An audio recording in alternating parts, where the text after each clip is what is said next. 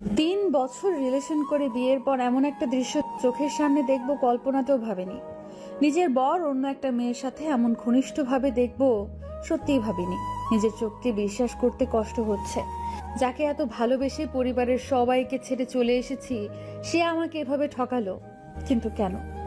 ও তো বলতো আমাকে অনেক ভালোবাসে। যদি ভালোই বাসে তাহলে এগুলো কি? সত্যিই কি ভালোবাসতো নাকি সব অভিনয়? না, আর ভাবতে পারছি না। আর দাঁড়ালাম না, নিচে নেমে এলাম।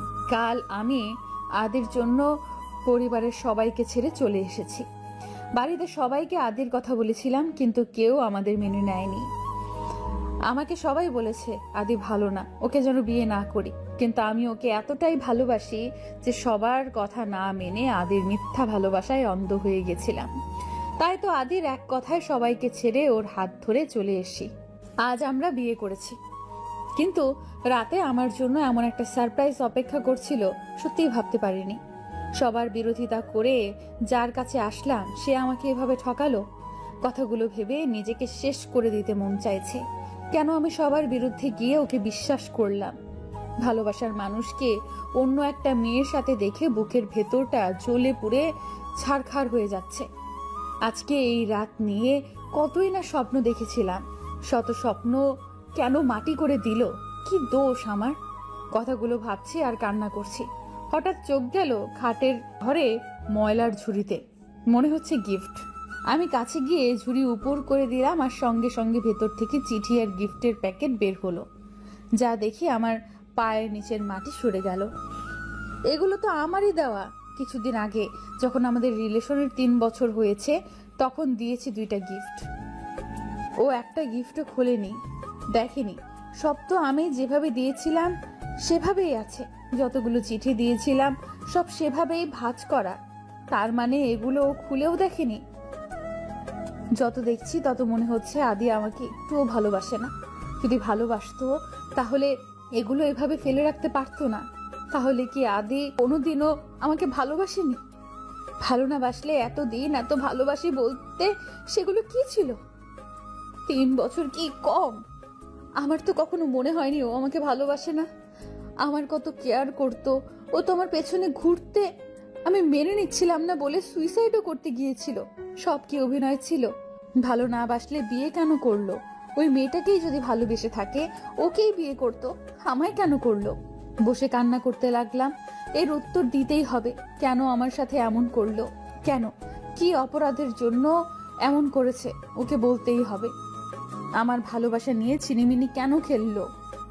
হঠাৎ দরজা খুলে কেউ ভেতরে প্রবেশ করলো। আমি চোখ মুছে পিছনে তাকালাম।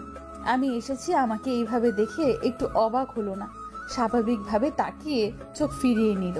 কিছু না বলে বাথরুমে চলে গেল। আমি ভেবেছিলাম আমাকে এইভাবে নিচে বসে কাঁদতে দেখলে হয়তো কিছু বলবে, কিন্তু ওর স্বাভাবিক চাহনি দেখে মনে হচ্ছে ও এটাই চাইছিল। এটা ভেবে আরো কষ্ট লাগছে। কেন এমন করছে? আমি উঠে দাঁড়ালাম। আদি বাথরুম থেকে ড্রেস চেঞ্জ করে এসেছে। এসে আমার দিকে না তাকিয়ে খাটের দিকে গেল। ওকে শুতে যাচ্ছে, মনে হয় আমার সাথে কোনো কথা বলছে না। আমি নিজেই ওর সামনে গিয়ে দাঁড়ালাম। আদি, তুমি কোথায় ছিলে এতক্ষণ? আদি আমার মুখের দিকে তাকিয়ে আমার হাত ধরে সামনে থেকে সরিয়ে দিল। আমি আবার গিয়ে দাঁড়ালাম। কি হলো বলো? আমি তোমাকে কিছু জিজ্ঞেস করছি। কার সাথে ছিলে এতক্ষণ আমাকে এখানে একা রেখে? তুমি তো আমায় ভালোবাসো, তাহলে কেন এমন করছো? আর আমার দেওয়া চিঠি, গিফট সবকিছু ফেলে দিছো কেন? তুমি তো বলেছিলে ওগুলো যত্ন করে রেখেছো। যা খুশি তাই করছি। আর আমি তোমাকে থাক, এখন প্রচন্ড ঘুম পাচ্ছে, সামনে থেকে সরতো। কি বললে? তোমার ঘুম পাচ্ছে? আর আমি যে কষ্টে মরে যাচ্ছি। কি হয়েছে তোমার, বলো না প্লিজ। তুমি তো আমাকে ভালোবাসো, তাই না? তাহলে এমন কেন করছো? তোমার জন্য আমি আমার পরিবারের সবাইকে ছেড়ে চলে এসেছি। তো আমি কি করব? আমি কি তোমাকে জোর করেছি না? জোর করবে কেন? আমি তো তোমাকে ভালোবাসি, তাই এসেছি। কিন্তু তুমি কি আমাকে ভালোবাসো? আমার কথায় আদি এমন কথা বলবে আমি সত্যিই ভাবিনি। মুখের উপর এই কথাটা বলতে পারলো কিভাবে বললো? 3 বছর রিলেশন করে যাকে বিয়ে করে এখানে এসেছি, তার কাছে এমন কথা শুনে আর দাঁড়িয়ে থাকতে পারলাম না। ঠাস করে নিচে পড়ে গেলাম। তারপর আর কিচ্ছু মনে নেই। জ্ঞান ফিরে নিজেকে অন্ধকার ঘরে পেলাম। ভালো করে বোঝার চেষ্টা করছি আমি কোথায় আছি। এটা তো সেই রুম যেখানে আদি নিয়ে এসেছে অন্ধকারের জন্য বুঝতে অসুবিধা হচ্ছিল। চারপাশে আদিকে খুঁজছি, কোথাও নেই। আমি তো আদির সাথে কথা বলতেছিলাম। ঘর অন্ধকার, আমাকে একা রেখে আবার কোথায় গেছে ও? ও তো তখন বলেছিল আমায় ভালোবাসে না, বলেছিল নাটক যা আমি সহ্য করতে না পেরে জ্ঞান হারাই। কিসের জন্য এই নাটক করলো? কেন? আমি কি এমন অপরাধ করেছি? কি করব, কি করা উচিত কিচ্ছু বুঝতে পারছি না। কেন এমন করছে আমার সাথে? আবার আমাকে একা রেখে কোথাও চলে যায়নি। আদির মা নেই, বাবা চট্টগ্রাম থাকে, ওখানে বিজনেস করে। ঢাকায় আদি একাই থাকে। আমরা বিয়ে করেছি সেটা সে জানে নাকি আমি জানি না। আমি মেঘনা, আমরা মধ্যবিত্ত পরিবারের, বাবা মা আর ভাই। আমি ছোট্ট। বাবা একজন সরকারি চাকরিজীবী ছিলেন, বর্তমানে অবসরে আছেন। মা হাউসওয়াইফ, ভাই পুলিশ অফিসার। সকাল থেকে আদির কোনো কল আসেনি। সারাদিন অনেকবার ট্রাই করেছি। প্রচুর চিন্তা হচ্ছে, কেন ফোন দিচ্ছে না আর আমার ফোন কেন রিসিভ করছে না, এসব চিন্তা করতেছি। রাতে ড্রয়িং রুমে বসে এইসব ভাবছি। বাড়ির সবাই অবশ্য ভাবছে আমি এমন করছি কেন। সারাদিন কিছু খাইও নি। মা অনেক বলেছে কি হয়েছে আমার, আমি কিছু না বলেছি। ভাইয়া অফিস থেকে এসে আমাকে গুমরা মুখ করে বসে থাকতে দেখে অনেক কিছু জিজ্ঞেস করেছে। আমি কিছু বলিনি, আর বলবো কি করে? ভাইয়া জানলে অনেক বকবে আমি জানি। চিন্তা করতে করতে রুমে এসে বসলাম। অমনি ফোন বেজে উঠলো। আমি তো দ্রুত ফোন নিয়ে নিলাম হাতে। এটা আদির কল। রিসিভ করে তো কান্না করে দিলাম। আদি, তুমি আমাকে ভালোবাসো না তাই না? ভালোবাসলে কি আজ সারা দিন আমাকে ফোন না দিয়ে থাকতে পারতে? উফ মেঘনা, তুমি এত ছেলে মানুষই কেন বলো তো? আর কখন বললাম তোমায় ভালোবাসি না? আমি জানি, ভালোবাসলে কি কথা না বলে থাকতে পারতে। আমার ফোনও রিসিভ করনি। আমি অনেক বিজি ছিলাম, তাই তোমার ফোন রিসিভ করিনি। এতে ভালো না বাসার কি হলো? তোমার জন্য আজ সারা দিন আমি না খেয়ে আছি। তুমি ফোন রিসিভ করনি বলে খাইও নি। সবাই বুঝেছে আমার কিছু হয়েছে। তুমি আর কোনো দিন এমন করো না কিন্তু। আচ্ছা, আর না খেয়ে থাকাটা উচিত না কিন্তু। যাও তাড়াতাড়ি খেয়ে আসো, পরে কথা বলবো। না, এখন খাবো না। আগে আই লাভ ইউ বলো। ওই পাশ থেকে কিছু শোনার আগেই কারো চিৎকার শুনলাম। ভয়ে আমার আত্মা শেষ। এটা তো ভাইয়ার কণ্ঠ। হাত থেকে ফোন পড়ে গেছে। পেছনে তাকিয়ে দেখি ভাইয়া আগুন চোখে আমার দিকে তাকিয়ে আছে। ভাইয়া কি শুনে ফেলেছে? আব্বু আম্মুও ভাইয়ার চিৎকার শুনে দৌড়ে আসে। ভাইয়া আমার কাছে এসে ঠাস করে গালে চর বসিয়ে দিল। আমি অবাক হয়ে ভাইয়ার মুখের দিকে তাকিয়ে আছি। ভাইয়া এত সহজে মারে না আমাকে। খুব বড় কোনো অন্যায় করলে এমন জোরে মারে। তার মানে ভাইয়া সব শুনেছে। চর খেয়ে যে ব্যথা পেয়েছি তার চেয়ে বেশি ভয় লাগছে ভাইয়া সব শুনে ফেলেছে বলেছে।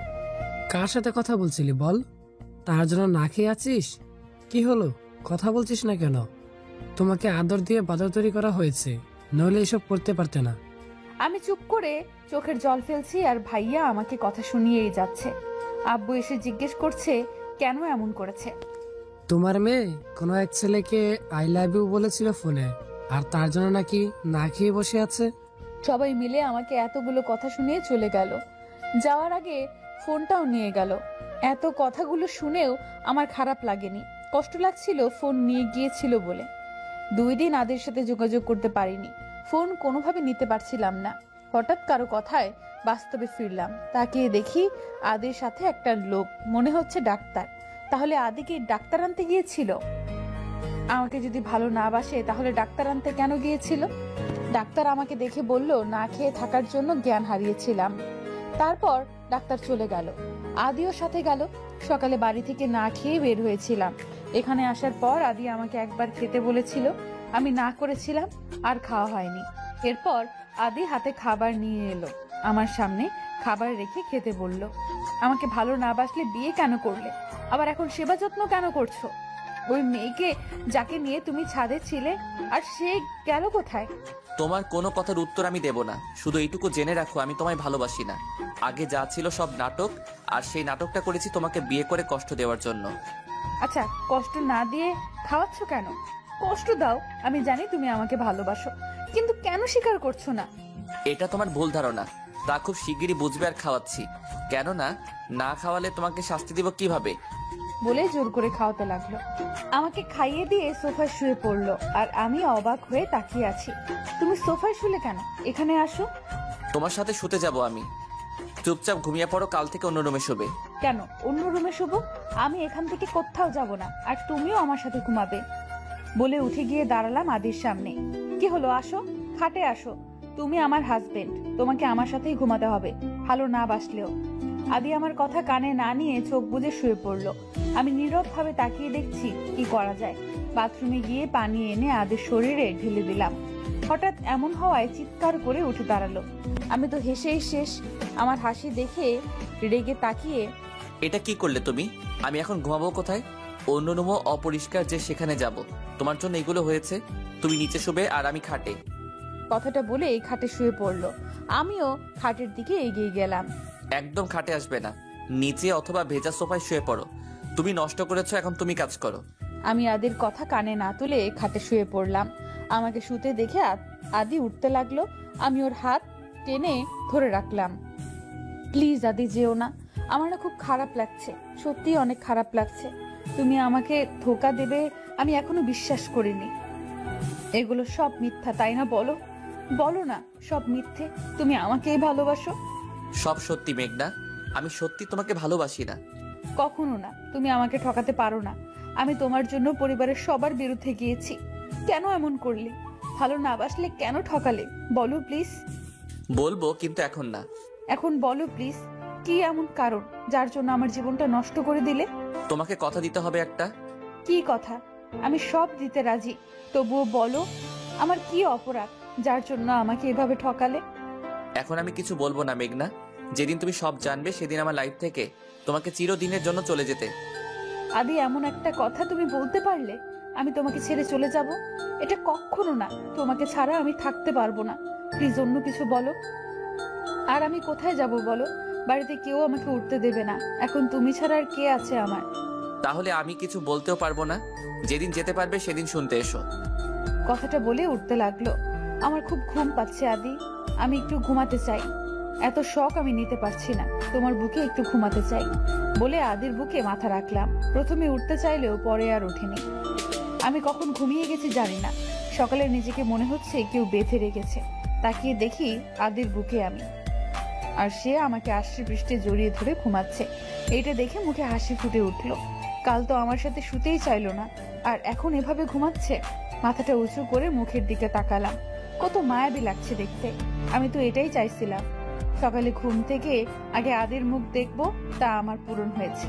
কিন্তু কি কারণ আছে যার জন্য আমার সাথে আদি এমন করছে? আমাকে জানতেই হবে। কিছুক্ষণ আদির মুখের দিকে তাকিয়ে থেকে ওর কপালে একটা কিস করলাম। সাথে সাথে মনে হলো ভূমিকম্প হলো আর আমি খাট থেকে নিচে পড়ে গেলাম। কি হলো কিছুই বুঝতে পারলাম না। উফ, মাথায় ব্যথা পেয়েছি। উপরে তাকিয়ে দেখি আদি আমার দিকে আগুন চোখে তাকিয়ে আছে। হঠাৎ তো রাগের কি হলো বুঝলাম না। আমি অবাক নয়নে তাকিয়ে আছি আদির দিকে, রাগ মিশ্রিত চোখে তাকিয়ে আছি। কি হয়েছে আদি? তুমি আমাকে এভাবে ধাক্কা দিলে কেন? তো ধাক্কা দেবো না, আদর করবো না কি কোলে বসিয়ে? তোমার সাহস কি করে হলো আমাকে টাচ করার? মানে কি বলতে চাইছো? তোমাকে আমি টাচ করতে পারবো না? না। কেন? তুমি আমার স্বামী, আমার পুরো অধিকার আছে তোমাকে টাচ করার। আছে, কিন্তু আমি তোমাকে সেই অধিকার দেইনি, আর দেবও না। আমি অন্য কাউকে ভালোবাসি। কিছুদিন পর তাকে বিয়ে করব। তোমাকে শুধু কষ্ট দেওয়ার জন্য আমি বিয়ে করেছি। খুব তাড়াতাড়ি তোমাকে ডিভোর্স দিয়ে নিশিকে বিয়ে করব। তাই আমার দেখে দূরে থাকবে। কথাটা বলেই আদি ওয়াশরুমে চলে গেল। আমার দিকে ফিরেও তাকালো না। এতটাই ঘৃণা করে। আর কি বললো নিশিকে ভালোবাসে? কে এই নিশি? সেই দিন রাতে যাকে দেখেছিলাম সেই কি নিশি? এইভাবে বলতে পারলো অন্য মেয়েকে ভালোবাসার কথা? আর কি বললো ডিভোর্স দেবে আমাকে? না, এটা কিছুতেই হতে দেব না। আমি কখনো ডিভোর্স দেব না। শত অপমান করুক, কষ্ট দিক, আমি আদিকে ছেড়ে কোথাও যাব না। আমাকে খুঁজে বের করতে হবে কি কারণে এত ঘৃণা আদির মনে আমার জন্য। বাইরের কথা খুব মনে পড়ছে। গেলে তুমি আদি, আবার আগের মতো হয়ে যাও না। কি হলো, এখনো সেখানেই বসে আছো কেন? যাও, ফ্রেশ হয়ে রান্না করো। আমি অফিসে যাব। আর একদম ন্যাকা কান্না কাঁদবে না, আমার অসহ্য লাগে এসব। আমার কান্না তোমার কাছে অসহ্য লাগছে? হ্যাঁ। ভালো। আর কি যেন বললে? রান্না করতে? তুমি ভালো করে জানো আমি রান্না করতে পারি না। পারো না বললে হবে না, আমার এখন খিদে পেয়েছে। যাও তাড়াতাড়ি রান্না করো, দরকার পড়লে অনলাইনে দেখে নাও, তবু তোমাকেই রান্না করতে হবে।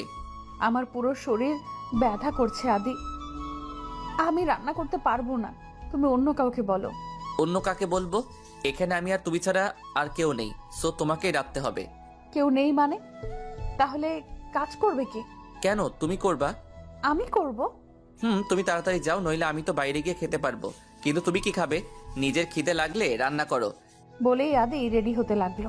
আমি কষ্ট করে উঠে বাথরুমে গেলাম, গোসল করে ফেললাম। গোসল করে পড়লাম মহাবিপদে। এখন কি পরবো? আমি তো এখানে জামা কাপড় নিয়ে আসিনি। শীত করছে কিন্তু বের হতে পারছি না, আদি রুমে আছে। কি হলো, আজকে আর বের হবে না নাকি? এতক্ষণ লাগে কারো? আমি কিন্তু বসে আছি, না খেয়ে যাবো না।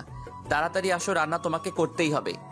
আমার ড্রেসগুলো আনিনি, প্লিজ দেন না, নয়তো বের হতে পারবো না। কি মেয়ে তুমি, কেউ ড্রেস ছাড়া গোসল করে? প্লিজ দাও না, আমার মনে ছিল না। দরজাটা খুলো। দরজা খুলবো কেন? আপনি না আমাকে বউ বলে মানেন না, তাহলে এটা কিন্তু ঠিক না। আহ, আমার এত তোমাকে দেখার ইচ্ছে নেই। তোমার ড্রেস নেওয়ার জন্য দরজা খুলতে বলছি। ও, দরজা খুলে একটু ফাঁক করে হাত বের করে জামা নিলাম। কিছুক্ষণ পর এত সময় লাগে রান্না করতে? এত অকর্মার ঢেকি তোমার আগে কাউকে দেখিনি। নিজে রান্না করে খান, তাহলে আমাকে দিয়েছেন কেন রাখতে? অনেক কষ্টে রুটি আর ডিম ভাজলাম, জীবনে ফার্স্ট রান্না করলাম। রুটিটা পুড়ে পুড়ে গেছে, কিন্তু রান্না করেছি এই অনেক, হাতে ছ্যাঁকাও খেয়েছি। খাবার নিয়ে আদির সামনে রাখলাম, অনেক খুশি হয়েই গেলাম, কিন্তু খুশি বেশিক্ষণ থাকলো না। এগুলো কি, সব তো পুড়ে গেছে, এসব কি খাওয়া যায়? বলেই সব ফেলে দিল। আমি ভেবেছিলাম আমার রান্না যেমনই হোক আদি মজা করে খাবে, কিন্তু আমার সমস্ত বিশ্বাস ভেঙে ফেলে দিল। তারপর চলে গেল। আমি সব আবার উঠিয়ে প্লেটে রাখলাম। চোখের পানি বাপ মানছে না, এত অবহেলা মেনে নেওয়া যায়? খিদে পেয়েছিল, এখন আর খাওয়ার ইচ্ছেও নেই। রুমে এসে শুয়ে পড়লাম, অনেক খারাপ লাগছে, একটু ঘুমানোর দরকার। বিকেলের দিকে ঘুম থেকে উঠে এখন আর নড়তে পারছি না, এত খিদে পেয়েছে যে আমি নড়তেও পারছি না। এমনিতেই আমি খিদে সহ্য করতে পারি না, আর আজ সারাদিন না খেয়ে আছি। কোন রকম উঠে বাইরে এলাম, সিঁড়ি দিয়ে নামতেও পারছি না, এতটা দুর্বল লাগছে, মনে হচ্ছে এক্ষুনি পড়ে যাব। নিচে গিয়ে পুরো রুটি আর ডিম নিয়ে বসলাম, একটু ছিঁড়ে মুখে দিলাম। ছি, কি খারাপ হয়েছে খেতে, এগুলো কি খাওয়া যায়? তাও খিদে বেশি পেয়েছে বলে অনেক কষ্টে একটু খেলাম। ফোনও নেই যে আদিকে কল করব, একা একা এখন খারাপ লাগছে। ঘুমিয়েছিলাম বলে এতক্ষণ কোনো রকম লাগেনি, এখন বুঝতে পারছি বাড়িটা কতটা নিস্তব্ধ। দরজা খুলে বাইরে আসলাম, দারোয়ান আছে একজন, এছাড়া আর কেউ নেই। বিকেল হয়েছে বলে এসে বাগানে পানি দিচ্ছে। আমি এগিয়ে গেলাম তার সাথে একটু কথা বলার জন্য, আর তো কেউ নেই কথা বলার মতো। বাগানটা সুন্দর, আদি করেছে মনে হয়, সব ধরনের ফুল আছে। দারোয়ান কাকা আমাকে দেখে দৌড়ে এলো, কিছু বুঝলাম না, এমন দৌড়ে আসার কি আছে? কি হয়েছে কাকা, আপনি দৌড়াদৌড়ি করছেন কেন? আপনি এখানে কেন? কিছু কি হয়েছে? কোনো দরকার থাকলে আমি যেতাম, আপনি কষ্ট করতে গেলেন কেন? এত ব্যস্ত হওয়ার কিছু নেই, আমি এমনি এসেছি, বাড়িতে কেউ নেই তো, তাই একা একা ভালো লাগছিল না, তাই আপনার সাথে পরিচিত হতে এলাম। ও আচ্ছা, আর কখনো এভাবে বাইরে আইসেন না, আদি বাবা জানলে আমারে অনেক বকবো। এখন ভিতরে চলে যান। এত ভয় পাচ্ছেন কেন, আর বকবে কেন? আমি তো ঘুরতে এসেছি। সে আর কিছু না বলে চলে গেল। এত ভয় পাওয়ার কি আছে, ঘুরতেই তো এসেছি। দেখলাম সে গেটের কাছে গিয়ে তালা দিল ভালো করে, তারপর আবার গাছে পানি দিতে লাগলো। এখন বুঝলাম ভয়ের কারণ আদি নিশ্চয়ই বলে গেছে আমি যেন বাড়ি থেকে না বের হই, তার মানে আদি ভেবেছে আমি পালিয়ে যাব।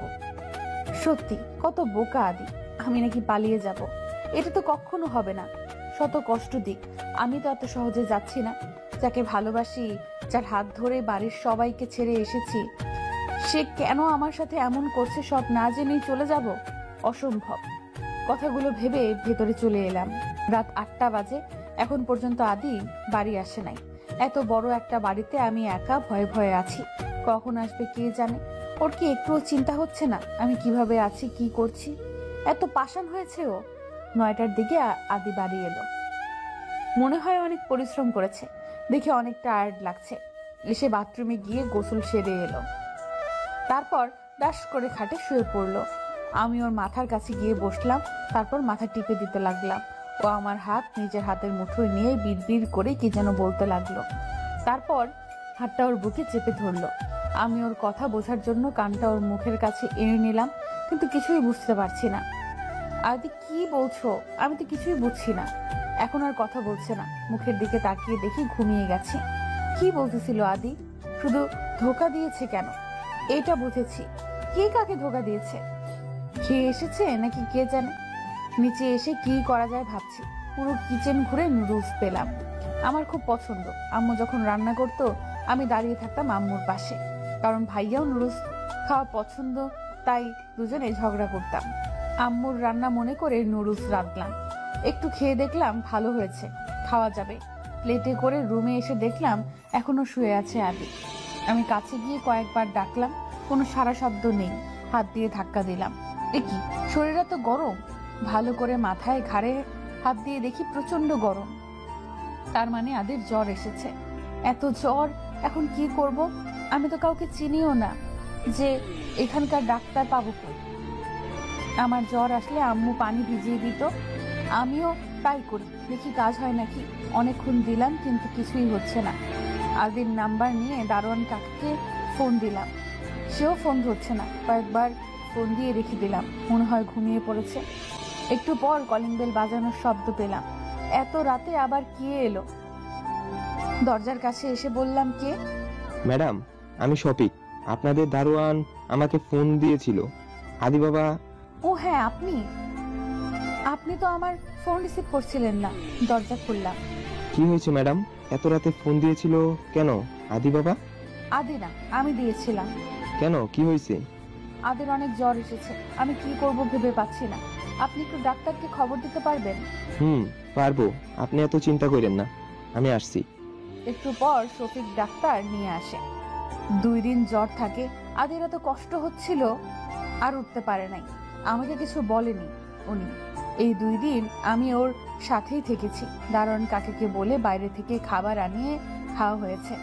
এদিকে মেঘনার বাবা মা মেয়ের চিন্তায় শেষ। আমার মেয়েটা কোথায় চলে গেল? 4 দিন হয়ে গেছে মেয়েটা নিখোঁজ। তুমি যদি মেনে নিতে ওই ছেলেকে, তাহলে আজ মেয়েটা চলে যেত না। কোথায় আছে, কি করছে, কে জানে। ওই মেয়ের জন্য কেঁদে কি হবে? সে কি আমাদের কথা ভেবেছে? নিজের জন্য আমাদেরকে পর করে অন্য এক ছেলের হাত ধরে চলে গেছে। ওই মেয়ের জন্য আর কাঁদবে না। তুমি বুঝবে না। মায়ের মন, মেয়ে শত খারাপ হলেও মা কখনো তাকে ভুলতে পারে না। আমিও পারবো না। তুমি আমার মেয়েকে ফিরিয়ে দাও। যার সাথে খুশি তার সাথেই থাক, মেনে নাও। 2 দিন তো কম খুঁজলাম না, আর ওর নাম মুখে আনবে না। বলেই উঠে চলে। রুমা বেগম মেয়ের জন্য কষ্ট পাচ্ছে। মায়েরা এমনই হয়, সন্তান শত ভুল করলেও ক্ষমা করে দেয়। মেঘনার ভাই অফিস থেকে সোজা চলে গেছে বন্ধুদের সাথে আড্ডাখানায়। কিরে মেঘ, তুই এখানে কেন? বন্ধু ছাড়া তো আসিস না, আজ একেবারে অফিস থেকে এখানে চলে এলি? কিছু না বলে মদের বোতল হাতে নিয়ে খেতে লাগলো। এটা কি করছি? আজ এলো খাচ্ছিস কেন? বাড়ি যাবি না? আন্টি তোকে এভাবে এখন দেখলে অনেক কষ্ট পাবে কিন্তু। এমনিতেই মেঘনাকে খুঁজে পাওয়া যাচ্ছে না। আমি পারছি না আর, আমার অনেক কষ্ট হচ্ছে। এগুলো না খেলে আমি পাগল হয়ে যাব। তোর বাবা মার জন্য নিজেকে শক্ত রাখা উচিত।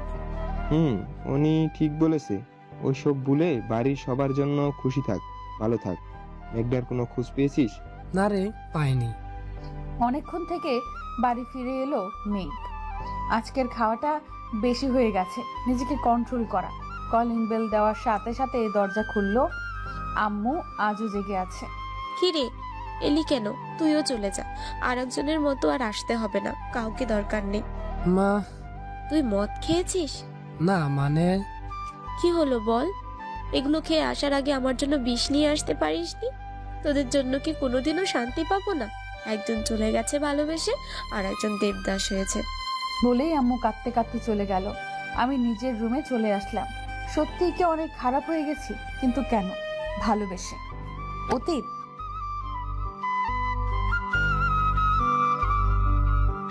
অতীতের পাতায় ডুব দিল মেঘ। কি রে, না খেয়ে বেরিয়ে যাচ্ছিস যে? একটু আগেই তো খেলাম, আবার খাবো? কি বলছো? 10টায় খেয়েছি আর এখন মাত্র 11টা বাজে। মেঘ বিরক্ত হয়ে কথাটা বলল। সে তার মাকে চেনে, কোথাও যেতে গেলে সব সময় এমনি করে। তাই কি হয়েছে? খেয়েছিস বলে আরেকটু পর তো আবার খিদে পাবে। আমি খাবার টিফিন বক্সে ভরে রাখছি, ওইটা নিয়ে যা, রাস্তায় খেয়ে নিস। কেন যে দূরে গিয়ে পড়তে হবে বুঝি না। এখানে কি পড়ার জায়গা নেই যে চট্টগ্রাম যেতে হবে? উফ আম্মু, তুমি আবার শুরু করলে? 1 বছরেরই তো ব্যাপার, এত কান্নার কি আছে? আমি তো কিছুদিন পর আসবো। এখন তুমি কান্না করলে আমি কি যেতে পারবো?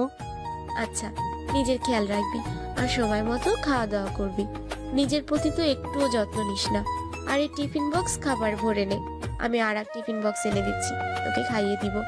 আমি সত্যি এখন খেতে পারবো না, তুমি টিফিনটা দাও, নিয়ে যাচ্ছি।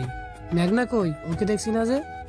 কই আর থাকবে রাগ করে, বসে আছে ঘরে। বর্ণের রাগ ভাঙাতে ঘরে গেলাম, ওরে বাবা, রেগে আমার দিকে তাকাচ্ছেও না। আমি সামনে গিয়ে কানে ধরে সরি বললাম, কাজ হলো না। মেঘনা আমাকে ছাড়া একটুও থাকতে পারে না। ও যদি জানে চলে যাব তাহলে না খেয়ে থাকতো, তা ভেবেছি না জানিয়ে যাব, কিন্তু সকালে সব জেনে গেছে। কি হলো, কথা বলবি না আমার সাথে? সরি বললাম তো, এখন কি কানে ধরে উঠবোস করতে হবে আমাকে? বলে উঠবোস করতে লাগলাম। থাক, আর ভাব দেখাতে হবে না। তুমি তো আমাকে একটুও ভালোবাসো না। বাসলে কি না জানিয়ে যাওয়ার কথা ভাবতে পারতে? তুই কষ্ট পাবি তাই? আচ্ছা সরি, আর কখনো এমন করব না। এখন আমাকে হাসি মুখে বিদে, নয়তো আমি যেতে পারবো না। অনেকক্ষণ পরে মেঘনা রাগ ভাঙাতে সক্ষম হলাম। তারপর সবার থেকে বিদায় নিয়ে রওনা হলাম চট্টগ্রামের উদ্দেশ্যে। মাস্টার্সে পড়তে যাচ্ছি চট্টগ্রাম। বাড়ির সবাইকে ছেড়ে যেতে খারাপ লাগছে, কিন্তু সরকারিভাবে পড়তে পারবো তাই চলে এলাম। এখানে এসে আরেক বিপদ হলো, যে বাড়িতে ভাড়া থাকবো সে বলল আজকে নাকি থাকতে পারবো না, কারণ যে রুমে আমি থাকবো তাতে যারা ছিল তাদের আজ চলে যাওয়ার কথা ছিল, কিন্তু একটা প্রবলেমের জন্য আরো 1 সপ্তাহ থাকতে হবে তাদের। আমার জন্য তোমার কি বিপদ হলো বাবা? এখন কি করি বলো তো? এতদিন ছিল তারা, এখন তো আর বলা যায় না চলে যাও। আঙ্কেল, কিন্তু আমি এখন কোথায় যাব? আমি তো এখানে কাউকে চিনিও না, আর 7 দিন কোথায় থাকবো? আমার কাল থেকে ক্লাস করতে হবে। আচ্ছা দাঁড়াও, আমি একটা ব্যবস্থা করছি। তোমাকে অন্য এক জায়গায় থাকতে হবে। আর বন্ধু হাবিবুরের বাসা ওটা, ভাড়া দেয় না নিজেদের। আমি ফোন করে বলে দিচ্ছি, তুমি ওখানে যাও। 1 সপ্তাহ পর এখানে থেকো। বাড়ির সামনে দাঁড়িয়ে আছি। বাড়িটা অনেক বড়, 2 তলা। গেটের বাইরে দাঁড়িয়ে আছি। অন্যের বাসায় যেতেও কেমন জানি লাগছে। হঠাৎ দারোয়ান আমাকে দাঁড়িয়ে থাকতে দেখে বেরিয়ে এলো। কাকে চাই? এভাবে দাঁড়িয়ে আছেন কেন? এটা কি হাবিবুর রহমানের বাড়ি? তার সাথে কথা বলে ভিতরে ঢুকলাম। চারপাশ দেখছি অনেক সুন্দর বাড়িটা, একদম সাজানো গোছানো, সবকিছু দেখছিলাম। হঠাৎ একটা মিষ্টি কণ্ঠের গান কানে এলো। গানটা যেন হৃদয় ছুঁয়ে যাচ্ছে। কে গাইছে এত সুন্দর করে? জানার খুব ইচ্ছে হলো। বাড়ির ভিতরে না গিয়ে বাগানের দিকে যেতে লাগলাম। ওই দিক থেকেই গানটা আসছে। এই দিকটা তো আরো সুন্দর, নানা ফুলের গাছ, চারপাশ ফুলের গন্ধে মম করছে। মুগ্ধতার সাথে দেখছি আর এগিয়ে যাচ্ছি। হঠাৎ দেখলাম একটা মেয়ে গান গাইছে আর নাচছে। অন্যদিকে, যার জন্য আমি মুখ দেখতে পারছি না, আমি দেখার চেষ্টা করছি, কিন্তু অন্যদিকে ঘুরে আছে। মেয়েটা একটা নীল রঙের ফরক আর সাদা ওড়না কোমরে বেঁধে রেখেছে, চুলগুলো বেনি করে রেখেছে। হঠাৎ নাচতে নাচতে আমার দিকে ঘুরলো আর সাথে সাথে চিৎকার করে উঠলো। আমি কিছু বুঝলাম না।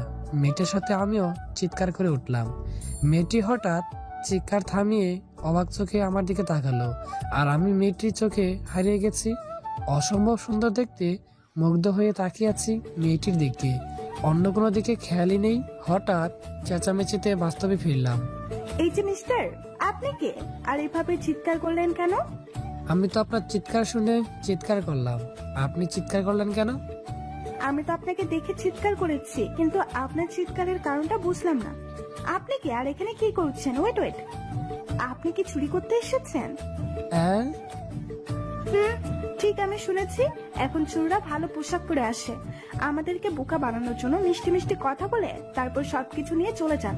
কিন্তু আপনার আশা সফল হবে না, আমি আপনাকে চিনে ফেলেছি। আব্বু, আব্বু, কোথায় তোমরা? চোর ধরেছি। এক্ষুন বিপদে পড়লাম রে বাবা, এই মেয়ে তো অনেক সাংঘাতিক, আমাকে চোর বানিয়ে দিল। আব্বু, আম্মু, হাসেম কাকা, কে কোথায় আছো? তাড়াতাড়ি আসো এদিকে, আমি চোর ধরেছি। বলেই মেয়েটি আমার হাত জাপটে ধরলো। আমি বলছি চোর না, অথচ মেয়েটি আমার কথায় কানে নিচ্ছে না, চিলাচিলি করে ডেকেই চলেছে। নিরুপায় হয়ে চুপ করে দাঁড়িয়ে আছি। একটা মধ্য মহিলা এলো, মনে হয় এর মা, আর সাথে আরেকজন, ইনি হয়তো এর বাবা। দৌড়ে আমাদের কাছে এসে দাঁড়ালো। কি হয়েছে অনু? তুই এভাবে চিল্লাচিল্লি করছিস কেন? আর এই লোকটা কে? এভাবে ধরে রেখেছিস কেন? তার মানে মেয়েটার নাম অনু? আম্মু, ইনি চোর, আমি ধরেছি। হাতে নাতে দেখো, বাড়ির পিছনে দরজার দিকে যাচ্ছিল, কিন্তু আমি এখানে ছিলাম বলে যেতে পারিনি। আমি চোর না আর কতবার বলবো? চোরেরা কি স্বীকার করে যে আমি চোর? আচ্ছা, ওকে দেখে তো চোর মনে হচ্ছে না, তোর হয়তোবা ভুল হচ্ছে অনু। আব্বু, আমার কেন ভুল হবে? সে ভালো পোশাক পরেছে বলে কি চোর হতে পারে না? আচ্ছা, তোমার নাম কি বলো তো? জি, ম্যাক। আমি আপনার বাসায় 1 সপ্তাহ থাকতে এসেছিলাম, আপনাকে কি ফোন করে বলেনি? ও বলেছে কিছুক্ষণ আগে। তুমি সেই অনু? এনি কোনো চুন না, তোমার আঙ্কেল পাঠিয়েছে। সরি বলো, না জেনে এমন হেনস্থা করার উচিত হয়নি তোমার। অনু আমার হাত ছেড়ে কিছুটা লজ্জা পাওয়ার মতো সরি বলল, তারপর দৌড়ে চলে গেল। কিছু বুঝলাম না এভাবে যাওয়ার কারণ। তুমি কিছু মনে করো না ওর ব্যবহারে। আসলে কয়েকদিন আগে একজন চোর এসেছিল তোমার মতো ভালো পোশাক পরে। আমি পারিছিলাম না, সে এসে পরিচয় দিয়েছিল আমার পরিচিত, চুরি করতে গিয়েছিল। কিন্তু আমার মেয়ের মাথায় সে বুদ্ধি, সে তাকে ধরে পুলিশের হাতে দিয়েছিল। আজও তোমাকে দেখে এমন বলছে। না না, ঠিক আছে, আমি কিছু মনে করিনি। চলো ভিতরে। তার সাথে বাড়ির ভিতরে গেলাম, সে একটা রুমে নিয়ে এলো আমাকে। তুমি এই রুমেই থাকতে পারো, এটা আমার ছেলের রুম। বাড়ি তো ভাড়া দেয় না, তাই গেস্ট রুম পরিষ্কার করা নেই। কিন্তু তবুও আপনার ছেলে যদি কিছু মনে করে? না, সে তো বাড়ি নেই, এবছর বিদেশে পাঠিয়েছি, 2 বছরে ওইখানে কোর্স শেষ করে আসবে। ও আচ্ছা। উনি চলে গেলে আমি ফ্রেশ হয়ে ঠাস করে খাটে শুয়ে পড়লাম। কখন ঘুমিয়ে পড়েছি টেরই পাইনি। কারোটাকে সজাগ পেলাম, তাকে দেখি অনু দাঁড়িয়ে আছে। দরফরে উঠলাম, কখন যে ঘুমিয়ে পড়েছি টেরই পাইনি। ফোন হাতে নিয়ে দেখলাম 9টা বাজে, 20+ কল। সবগুলো বাড়ি থেকে ফোন এসেছে, জানানোর কথাও মনে ছিল না। আমি আপনাকে ডাকছি আর আপনি উঠেই ফোন নিয়ে পড়লেন। কেন ডাকছি জানতেও ছিলেন না? এটা কেমন অভদ্রতা? খেয়ালই ছিল না একজন আমার সামনে দাঁড়িয়ে আছে। ও সরি, আসলে বাড়ি থেকে অনেকগুলো ফোন আসছে তো তাই। আপনাকে নিচে খাবারের জন্য ডাকছে। বলেই চলে গেল। মেয়েটা জানি কেমন একটা এই রাগ দেখায়, আবার অভিমান করে। আমি বাড়িতে ফোন দিয়ে কথা বললাম, সাথে বকাও খেলাম ফোন না ধরার জন্য। তারপর নিচে গিয়ে খেয়ে এলাম। রুমে এসে দেখলাম অনু মেয়েটা বসে আছে। আপনার নাম কি? মেয়ে। বাড়ি কোথায়? ঢাকা। কিসে পড়েন? এই মেয়ে তো আমার মনে হচ্ছে আমার ইন্টারভিউ নিচ্ছে মাস্টার্সে। তারপর আর কিছু না বলে চলে গেল। আমি হাবদার মতো তার যাওয়ার দিকে তাকিয়ে ভাবছি, এইগুলো জিজ্ঞেস করলো কেন, আর আমি উত্তরই বা দিলাম কেন। পরদিন সকালে ঘুম থেকে উঠে বারান্দায় দাঁড়ালাম। হঠাৎ নিচে চোখ গেল, অনু গাছে পানি দিচ্ছে খুব যত্ন সহকারে। তাতে বোঝা যাচ্ছে ও গাছের অনেক যত্ন নেয়। হঠাৎ উপরে তাকালো আর আমাকে দেখেই কেমন যেন ভেঙচি কাটলো। আমি তো হতবাক, এই মেয়ে আমার সাথে এমন করছে কেন।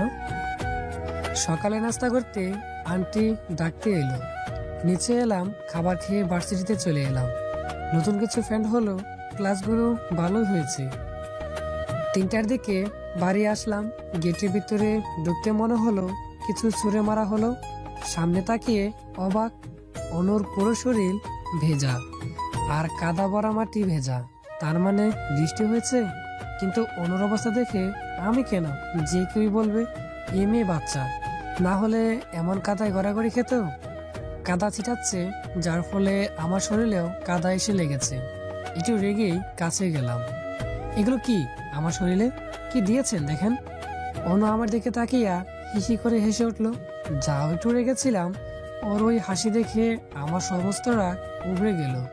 কোথায় কে জানে, ওর হাসিতেই হারিয়ে গেলাম। মুগ্ধ হয়ে ওর হাসি দেখছি, অপূর্ব সুন্দর লাগছে। আবার কিছু শরীরে ছিটে আসায় বাস্তবে ফিরলাম। তাকে দেখি অনু আবার আমার শরীরে কাদা দিচ্ছে। এগুলো কি? আপনি আমার শরীরে কাদা দিচ্ছেন কেন? তো কি করব, একবার না দেখে দিয়েছি, কিন্তু এখন আপনি কোথায় হারিয়ে গিয়েছিলেন তাই বাস্তবে আনতে দিলাম। এত কি ভাবেন আর অমন করে কি দেখেন? ওর কথায় একটু ভীষণ খেলাম। আসলেই তো, আমার কি হয়েছে? কেন ওর দিকে তাকালে নিজেকে ঠিক রাখতে পারি না? অন্য কোনো মেয়ের ক্ষেত্রে তো আমার এমন হয়নি কখনো। তাহলে আর কিছু না ভেবে দ্রুত গতিতে চলে গেলাম ওর সামনে থেকে। রাতে শুয়ে আছি আর ভাবছি, কি হলো আমার? কেন খালি অনুর মুখটা ভেসে উঠে? কি জন্য? আমি কি ওকে ভালোবেসে ফেলেছি? না না, এটা কিছুতেই হতে পারে না। আমি এখানে নিজের প্রয়োজনে তাদের সহায়তায় আছি, তাদের সাথে এটা করা ঠিক হবে না। 2 দিন যেদিকে অনু আছে সেদিকে কম গিয়েছি, কিন্তু অনুর সাথে কথা বলার ইচ্ছে কিছুতেই দমাতে পারেনি। খুব করে চাই ওকে, তাদের বিশ্বাস ভাঙতে চাই না বলে নিজেকে দূরে রাখতে চাই। কিন্তু অনু একটু পর পর এটা ওটা বলেই থাকে। 5 দিন পর ছাদে বসে কথা বলছিলাম, মনে হচ্ছে কেউ আমার পিছনে দাঁড়িয়ে আছে। কথা শেষ করে তাকে দেখি অনু আগুন চোখে তাকিয়ে আছে। কিছু বুঝতে পারছি না, এভাবে রাখছে কেন।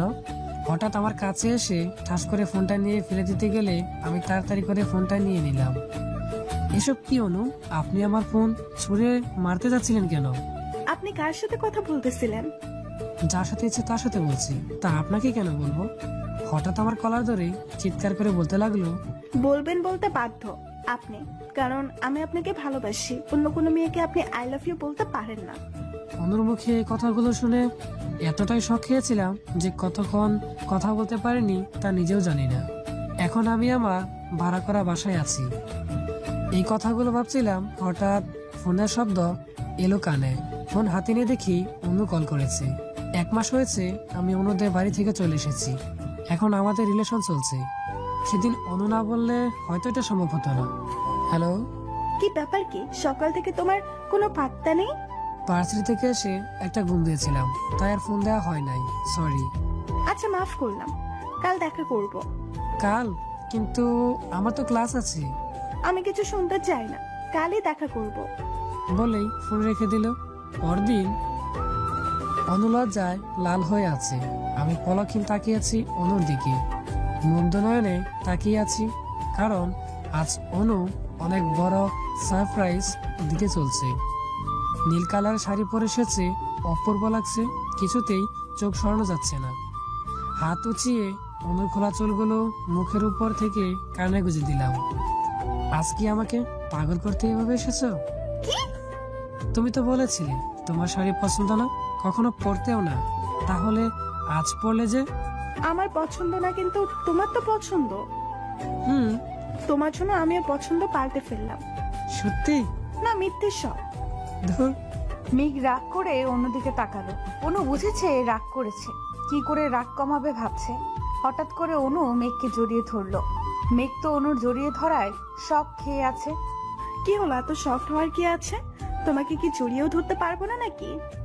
তোমাকে আজ একটু বেশি রোমান্টিক লাগছে। তাই?